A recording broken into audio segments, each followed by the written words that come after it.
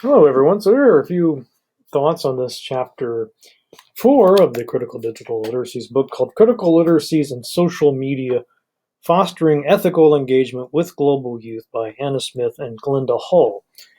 I've just finished reading over the nuggets and responses that have been posted so far. So I think there's lots of good material here for us to ponder. So first they introduce some vocabulary terms, I guess. They talk about cosmopolitanism, they talk about hospitality, and they got particular definitions of what they mean by that, right? So there's a couple of key passages from the introduction.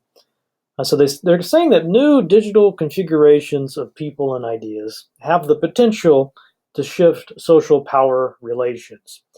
And they were talking about, I guess, sort of the global nature of the internet and how there's so many blogs out there, YouTube videos, and what have you. And instead of just the traditional model where somebody puts out that content and other people just sort of receive it, now there's all these chances to comment on it, to interact directly with the creator of that content, and have a kind of a different relationship between author and reader, if you will. It kind of blurs the boundaries there. So they say, with that in mind, we need to be thinking about new ethic of exchange with distant, unknown, imagined others. So this is, I know, I was thinking, they don't necessarily go in this direction with this thought, but I was thinking about all the trolls online. That's what I think about when I think about distant, unknown, imagined others. Uh, so it got me to thinking that maybe about my experiences with being trolled online and whether where does the ethics break down on that? Was it a misunderstanding on their part or on my part or perhaps on both parts? But I think with that in mind, it's pretty obvious that we could all benefit from some type of better ethic of exchange when we're dealing with people in that sort of situation where, uh, who knows who it is, right? So they say to develop those ethics, we need, quote, new critical and creative dispositions towards reading and composing in the digital age. And that's what leads to this concept of hospitality, which I think is a wonderful metaphor for this. It's a great concept. I'm just saying this because I grew up in the deep South, where Southern hospitality is a big deal, big part of the culture, right? Uh, but I could see this, again, thinking about my trolling analogy. Somebody comes to my YouTube channel, I want to be hospitable to them, but I think there's also an expectation as a visitor to that channel to act in a certain way, right? There's certain behaviors that would be tolerant, would be reflexive on both parts, to use a little bit more of their terminology here. I think about it as when you go to somebody else's home and you're a guest in their house, uh, you act differently, I guess, than if they were at your house or if you met on the street and so on. So anyway, I just love thinking about this concept of hospitality. I hadn't really thought about it as much before, how it would work online, but it's something I've been thinking a lot about since reading this chapter. But anyway, get back to Smith and Hull. They say to be and that should be hospitable. Sorry, to be a hospitable reader, writer, and viewer is to tolerate the discomfort that comes with honestly engaging with another around the uncertainties of attempting to understand and to be understood. So just again going with the sort of house guest idea, I could imagine having a guest in your house from another country, from another culture, maybe you don't speak the same language, and how important it would be in those situations to be tolerant, of course, but also I like the way that they don't just stress the tolerance too much. You got to tolerate somebody's differences and so on, but also to be reflexive about yourself. Part in here about the other in yourself, thinking about that. So you're not just in terms of, wow, this person's so strange, but I think also an element of, I'm pretty strange too. And think about the parts of me that this other person must think are really strange. So I really like where they're going with that. So anyway, I'll pause here for a moment, let you respond. What do you think about these concepts of cosmopolitanism and hospitality? Do you agree with the authors here that this is something important and that we should try to impart to students? Okay, then we get to these two cases of Tyson and Eva, and in some ways, Tyson, the way they described his situation sounds very familiar to me. I'm sure you've probably, well, maybe not, maybe you have, maybe you haven't, had students, and maybe they take to an assignment right away. Tyson, he made his video, real slick production values. Just did it overnight, it sounds like. And then he didn't really want to go back to it. It sounded like he wasn't really interested in revising it. It almost sounded to me, kind of reading between the lines, like he was kind of expecting a lot of applause and praise for what he had done, and was a little shocked and disappointed that I guess the teachers or whoever he was working with kind of felt like he, I guess, dropped the ball a little bit. Hadn't really been critical, hadn't been a critical thinker, hadn't put much thought into the audience, this global nature of the audience he was trying to reach on Space to Create. And at least that's kind of the impression I got here. But then later on, he was, after doing some reading in this book, was it Cosmopolitanism, Ethics in a World of Strangers. So apparently he read this and was able to, and plus he saw some videos on the Space to Create side from I think her name was Bhakti. So he saw this and was able to make another video where he did seem to hit the areas the teachers wanted him to hit. And then Eva, she had a very different kind of experience. She, I don't know what to make of Eva. I was a little bit worried for Eva.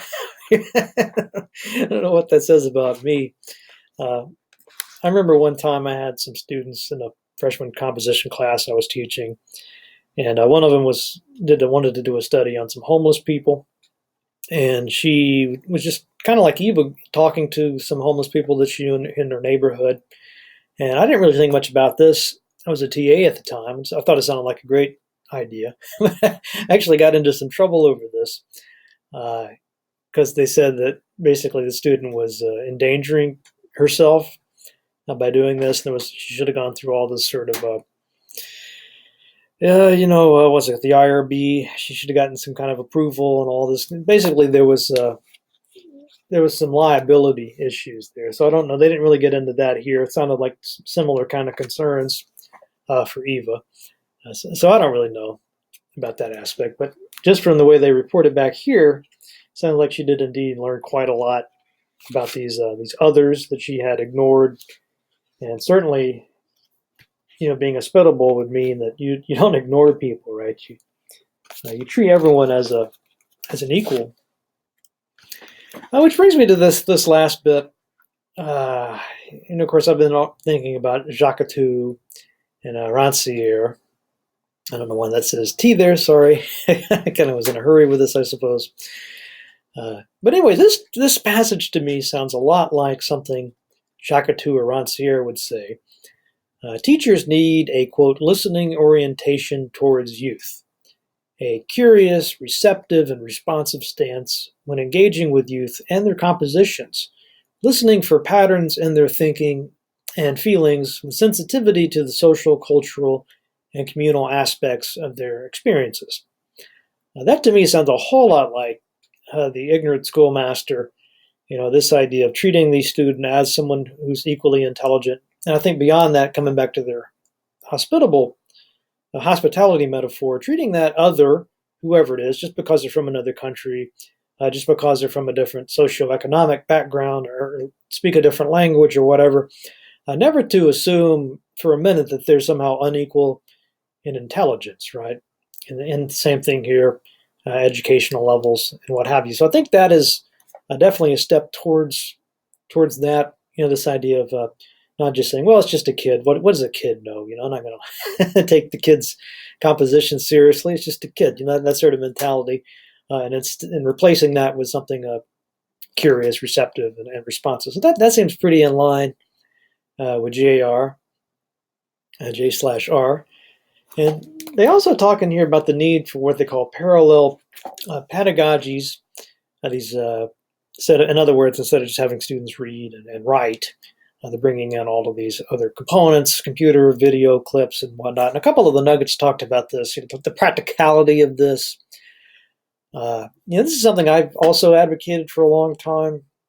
I don't do it so much anymore in my 191 class, but I've always been a fan, or been an advocate anyway, of trying to not just stick with one sort of medium. I got teaching an online 191 class, and I've got videos for them to watch. I've got a podcast for them to listen to. We've got visual things as well as a text to read. And, I have before tried to get students to do different projects. Actually, part of this class, you might have been wondering why I have those audio and video responses. And a part of that is I want you to feel sort of like what your students feel like in a freshman composition class. Their sort of discomfort with writing academic English sort of parallels in some ways what you might have the discomfort you might have felt trying to post an audio an audio response or a video response, and just not something you're used to doing, not something you're really comfortable with. And so I think that's always useful for us, not to get too to forget where we sort of come from, and assume the students know a lot more than they do, that the students are a lot more comfortable than they are. I just always think that's useful to try to reset that mindset whenever it becomes too ingrained, right? But anyway, it is certainly difficult. I would say that some technologies are easier than others. They had mentioned iMovie, for example, which I've used that in classes before. Students pick that up pretty easily. Versus they mentioned Final Cut Pro, however, which I couldn't even believe. I mean, that's a very hardcore program. It would take a lot of training for anybody to be able to make a video with that. It is a lot more powerful tool, but of course you have a lot steeper learning curve. The same thing with something like Photoshop. Yeah, it's a wonderful program, but just the learning curve on it, you're going to spend so much time learning it yourself and then training somebody how to use it. I kind of wonder, maybe that's taking away too much of the class time, right? Whereas, though, that said, I think wikis, blogs, something like I'm using to record these, PowerPoints and whatever, I think they seem like easy enough tools for students, and certainly with their camera phones, being able to take videos or take images and work those into compositions, it's certainly easier than ever before to put things like music into a video, make a musical slideshow. I mean, so basically what I'm saying is a lot of this stuff has come down in terms of cost as well as training. So it does seem to be not so infeasible as it would have been, say, 10 years ago. Can you imagine, trying to do something like this 10 or even 20 years ago? Imagine that. And it is important to think, just as you might have trouble, say, feel uncomfortable with an audio response, maybe some of your students would actually be a lot more comfortable responding in that fashion than they would in an essay format, for example, or in text. And so anyway, there's a lot of food for thought here. That's all. I'll pause again, or actually end it here. I want to get your thoughts on this, and what do you think about it in terms of ignorant schoolmasters, if you will. And I'll be back later to talk about the next chapter. So thank you for watching.